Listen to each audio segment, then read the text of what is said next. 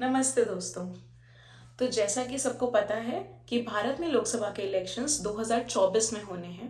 तो आज की इस वीडियो में हम बात करेंगे इलेक्शन से रिलेटेड सभी बेसिक बातों के बारे में जो कि हर वोटर को पता होना चाहिए। हमारे भारत में फेडरल सिस्टम फॉलो होता है, जिसका मतलब ये है कि पावर्स स्टेट गवर्नमेंट और सेंट्रल गवर्नमेंट में डिवाइडेड हैं।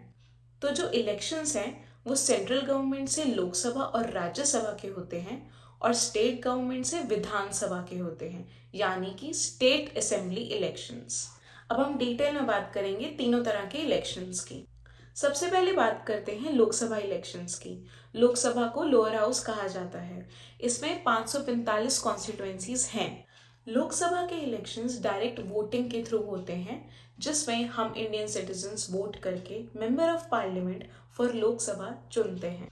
इन इलेक्शंस में जो भी पार्टी 50% से ज़्यादा सीटों को जीतती है, यानी 273 या 273 से ज़्यादा सीटों को जीतती है, उसी पार्टी की सरकार बनती है और उसी पार्टी के लीडर को प्रधानमंत्री बनाया जाता है। भारत में जो 2024 में इलेक्शंस होने वाले हैं वो लोकसभा इलेक्शंस ही होने वाले हैं, और इन लोकसभा इलेक्शंस में जो पार्टी जीतती है उसका टेन्योर 5 साल होता है। इन इलेक्शंस में 2019 तक 2 सीट्स एंग्लो इंडियन कम्युनिटी की रिजर्व होती थी, जो president of Anglo Indian community he select करता था। पर 2020 से ये रूल आउट कर दिया गया है एज पर आर्टिकल 334। तो इस बार के इलेक्शंस में ये 2 सीटें रिजर्व नहीं होंगी। अब आते हैं राज्यसभा इलेक्शंस पर। राज्यसभा को अपर हाउस कहा जाता है। राज्यसभा में 250 सीटें हैं। इन 250 सीटों में से 238 एमएलए सेलेक्ट करते हैं वोटिंग के थ्रू। एमएलए कैसे चुने जाते हैं उसके बारे में हम डिस्कस करेंगे जब हम बात करेंगे विधानसभा इलेक्शंस के बारे में। और बची हुई 12 सीटें वो सेलेक्ट करते हैं हमारे प्रेसिडेंट ऑफ इंडिया, उन लोगों में से जिन लोगों ने कंट्रीब्यूट किया हो या तो आर्ट, लिटरेचर, सोशल साइंस या साइंस की फील्ड में। अब इन इलेक्शंस में जो इलेक्ट होते हैं वो होते हैं member of parliament for Rajya Sabha, और इनका टेन्योर 6 इयर्स यानी कि 6 साल का होता है। अब आती है बारी विधानसभा इलेक्शंस की, यानी कि स्टेट असेंबली इलेक्शंस।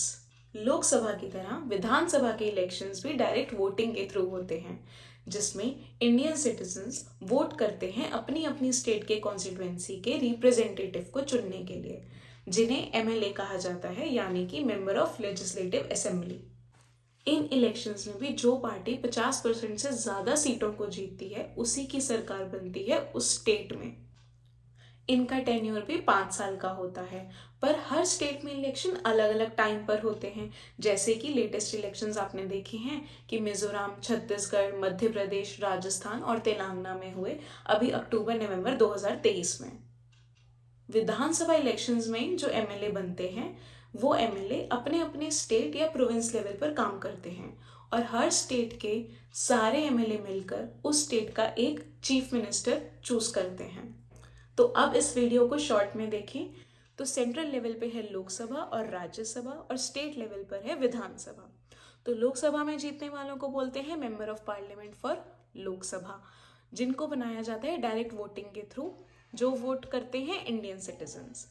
आते हैं राज्यसभा पर। राज्यसभा में जीतने वालों को बोलते हैं member of parliament for Rajya Sabha, जो कि चूज करते हैं MLA, member of legislative assembly और president of India.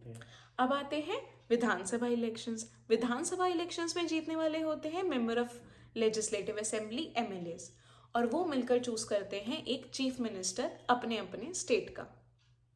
Thank you.